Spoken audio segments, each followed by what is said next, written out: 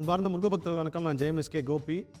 இங்கே இருக்குன்னு பார்த்தீங்கன்னா கர்நாடகா மாநிலம் பெங்களூரில் அல்சூர் பகுதியில் இருக்கிற சோமேஸ்வரா திருக்கோவிலில் இருக்கேன். என்னுடைய பௌர்ணமி கிட்டத்தட்ட ஒரு 2-3 வருடங்களாக பௌர்ணமி வந்து எப்பவுமே கடற்கரையில் தியானம் என்னோட குருநாதர் சொல்லி கொடுத்த தேவை மெடிடேஷனில் தான் இருப்பேன். ஆனால் இந்த பௌர்ணமி வந்து வித்தியாசமானது.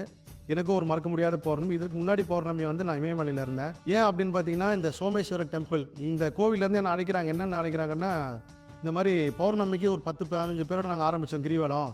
கிட்டத்தட்ட ஒரு வருஷம் ஆகி இன்றைக்கி மட்டுமே ஒரு 5000 பேர் வர மாதிரி இருக்காங்க. அதுக்கு நீங்கள் கண்டிப்பாக வரணுன்னாங்க. அப்போது நான் சொன்னது என்னன்னா, முருகர்கிட்ட உத்தரவு கேட்குறேங்க. முருகர் உத்தரவு கொடுத்தா கண்டிப்பாக வரேன் அப்படின்னா, அதே மாதிரி முருகர்கிட்ட ஆம் இல்லைன்னு எழுதி போடும்போது ஆம்னு உத்தரவு வந்துச்சு. இதில் ஒரு பேர் அதிசயம். இதுக்கு முன்னாடி நான் ஒடுக்கத்தூர் மகான் கோயிலுக்கு போயிட்டு வந்தேன்.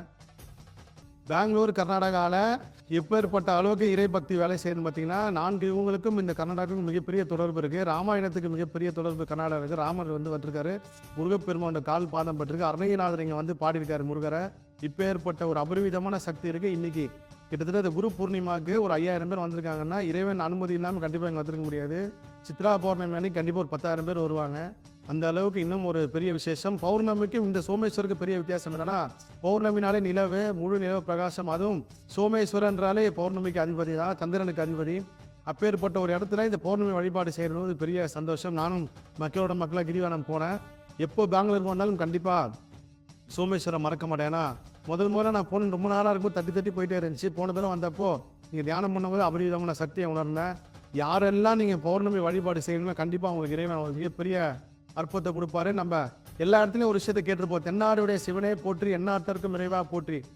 அந்த சொல் வந்து கர்நாடகா, தமிழ்நாடு, இது மாதிரி எல்லா இடத்துக்கும் வேணாம். வட இந்தியா வந்து சக்தி தேவியின் அம்சமாகவும், தென்னிந்தியா வந்து சிவனோட அம்சமாகவும் இருக்கிறனால தான் இந்த ஊரில் அந்த வார்த்தை வந்துச்சு, தென்னாடுடைய சிவனே போற்றி எந்நாட்டுக்கு நிறைவாக போற்றின்ட்டு.